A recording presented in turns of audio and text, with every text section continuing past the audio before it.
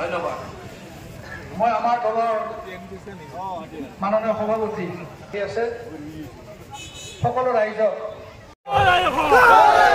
অতুল বৰা জিন্দাবাদ ইনকলাব জিন্দাবাদ।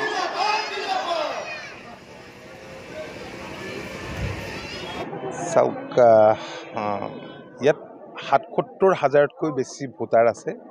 ইয়াত বিভিন্ন জাতি জনগোষ্ঠী ধৰ্মাৱলম্বী লোক আছে। বিভিন্ন জাতি জনগোষ্ঠী ধৰ্মাৱলম্বী লোকৰ বসতিস্থল ২০ নং মথনগুৰি এই পৰিষদীয় সমষ্টিটো। এই পৰিষদীয় সমষ্টিত যিসকল যোৱা দিনকেইটাত আমাৰ কৰ্মকৰ্তা ঘূৰি আছে তেখেতসকলে কৈছে যে এই পৰিষদীয় সমষ্টিৰ ৰাইজ কিন্তু ৰাজনৈতিকভাৱে যথেষ্ট এতিয়া সচেতন হৈছে। কাৰণ যোৱা সময়ছোৱাত তেখেতসকলে আজি AGPৰ লগত যিসকল প্ৰতিদ্বন্দ্বিতাত নামিছে এই কেউটা দলৰ প্ৰতিনিধিক পালে। গতিকে দলতকৈও তেওঁলোকে এইবাৰ অগ্ৰাধিকাৰ দিছে প্ৰাৰ্থীৰ ওপৰত। আমাৰ প্ৰাৰ্থীগৰাকী হৈছে মনমোহন দাস, এগৰাকী গুণী জ্ঞানী আৰু ৰাইজৰ প্ৰতি দায়বদ্ধ এগৰাকী ব্যক্তি। ৰাইজে আন্তৰিকতাৰে তেখেতক আদৰি লৈছে। যিসকলে লাহে লাহে তেওঁৰ বিষয়ে এতিয়া জানিছে, কাৰণ ইয়াত ভোটাৰৰ সংখ্যাও কম নহয়। ৭৭,০০০ ভোটাৰ মানে এটা সময়ত এছেম্বলি কনষ্টিটুৱেঞ্চিত ইমানেই ভোটাৰ থাকে। আৰু সকলোকে আগতে পাৰে, সকলোৰে টেষ্ট কেউটা দলৰ প্ৰতিনিধিৰ টেষ্ট পালে। এইবাৰ নতুন দলটোক চাবলৈ মানুহে মাছ খালে মাংস খাবলৈ মন যায়। বহুদিন যদি মাছ খাই থাকে মাংস খাবলৈ মন যায়, মাংস খাই থাকিলে নিৰামিষ খাবলৈ মন যায়। গতিকে কেউটা দলৰ প্ৰতিনিধিৰ সোৱাদ পালে। গতিকে এইবাৰ অসম গণ পৰিষদ দলকেই এই সমষ্টিৰ ৰাইজে আদৰি ল'ব। আৰু আমি সদায় মনে প্ৰাণে বিচাৰোঁ যে ৰাজ্যখনৰ সকলো প্ৰান্ততে আৰু এনেধৰণে য'ত য'ত কাউন্সিল আছে এইবিলাকতো শান্তি বিৰাজ কৰক, শান্তি বৰ্তি থাকক, সকলোৰে মাজত সমন্বয় থাকক।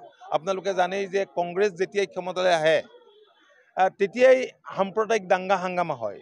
কংগ্ৰেছৰ লগত এটা সময়ত BPF আছিল। আজি কোনোবাই ধৰ্মীয় সংখ্যালঘুৰ ত্ৰাণকৰ্তা হিচাপে ইয়াত অৱতীৰ্ণ হ'লে কি হ'ব? কংগ্ৰেছ ক্ষমতাত থাকোঁতে কংগ্ৰেছৰ লগত যি দল আছিল সেই দল ক্ষমতাত থাকোঁতে আজি এই বৃহৎ অঞ্চলটোত কি এক অৰাজক পৰিস্থিতিৰ সৃষ্টি হৈছিল, কেনেকৈ মানুহে তেজ দিবলগীয়া হৈছিল, জীৱন দিবলগীয়া হৈছিল, নিৰ্যাতিত হ'বলগীয়া হৈছিল। গতিকে অসম গণ পৰিষদ দলত আজি সকলো জাতি জনগোষ্ঠী ধৰ্মাৱলম্বী লোক আছে আৰু সকলোৰে বিশ্বাস আৰু আস্থাও আছে। কাৰণ অসম গণ পৰিষদ দল হৈছে এটা ধৰ্মনিৰপেক্ষ দল। আৰু অসম গণ পৰিষদ দল যেতিয়া ক্ষমতাত আছিল সেই সময়ত এই বৃহৎ অঞ্চলটোত আমাৰ প্ৰতিনিধিও আছিল। এনেবোৰ অঞ্চলত ইয়াৰ পৰা প্ৰতিনিধি গৈছিল। আজি থানেশ্বৰ বড়োৰ দৰে ব্যক্তি আমাৰ দলৰ সভাপতিও হৈছিল। গতিকে আমাৰ জাতি জনগোষ্ঠী ধৰ্মৰ কথা নাই। মই ভাবোঁ এই কথাখিনি এই অঞ্চলৰ ৰাইজে এইবাৰ সঠিকভাৱে হৃদয়ংগম কৰি এনে ব্যক্তিক নিৰ্বাচিত কৰিবলৈ তেওঁলোকে সিদ্ধান্ত লৈছে, যি ব্যক্তিয়ে ৰাজহুৱা ধনৰ হৰলুকি নকৰিব, যি ব্যক্তিয়ে ৰাইজৰ স্বাৰ্থকেই অগ্ৰাধিকাৰ দি কাম কৰিব। আৰু সেইবাবেই মনমোহন দাস ডাঙৰীয়াৰ প্ৰতি জনসাধাৰণৰ দৈনন্দিন সমৰ্থন বৃদ্ধি পাইছে। আমি নিশ্চিত যে এই সমষ্টিৰ ৰাইজে তেখেতলৈ সহযোগিতাৰ হাত সম্প্ৰসাৰিত কৰিব আৰু ২২ তাৰিখৰ নিৰ্বাচনত তেখেতক বিপুল ভোটৰ ইয়াৰ পৰা জিকাই পঠাব। Thank U.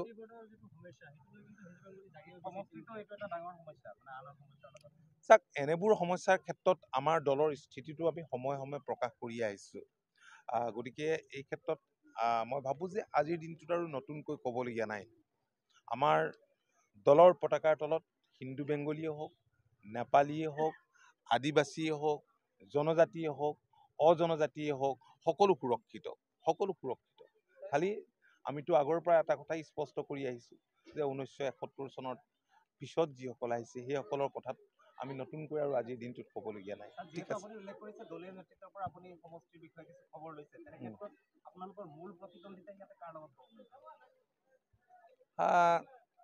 আজিৰ দিনটোত মই নকওঁ, আজিৰ দিনটোত নকওঁ, সময় আগবাঢ়ক। আৰু আপোনালোকেতো এই কথাবিলাক সংবাদ মাধ্যমৰ জৰিয়তে সময়ে সময়ে জনাই আছে আৰু তেনেকৈ জনাই থাকিব। মই কিয় প্ৰতিদ্বন্দ্বিতাই আজি আমি মিত্ৰতাত ভাৰতীয় জনতা পাৰ্টীৰ লগত আমি মিত্ৰতাৰে চৰকাৰত আছোঁ। UPPLৰ লগতো আমাৰ বন্ধুত্ব আছে।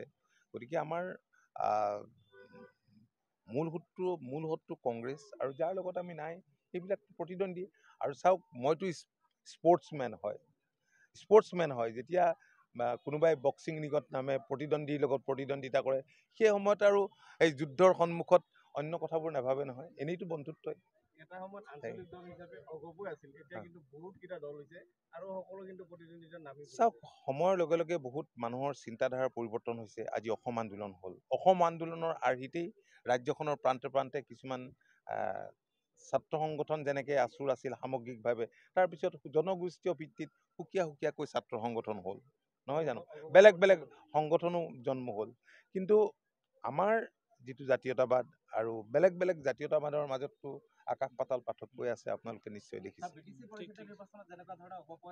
মই ৰাইজলৈ এটাই অনুৰোধ জনাম যে ইয়াতো আঞ্চলিক দলৰ নেতৃত্বতেই BTC আছে, গতিকে আমাকো অংশীদাৰ হ'বলৈ সুবিধা দিয়ক।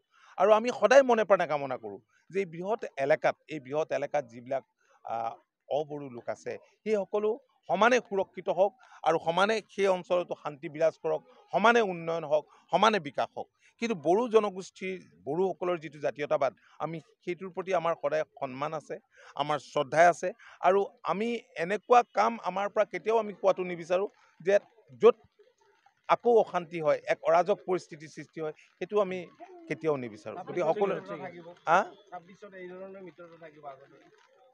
তো আমি ভাবোঁ থাকিব, মিত্ৰতাটো ওৱান চাইডেড নহয় ন।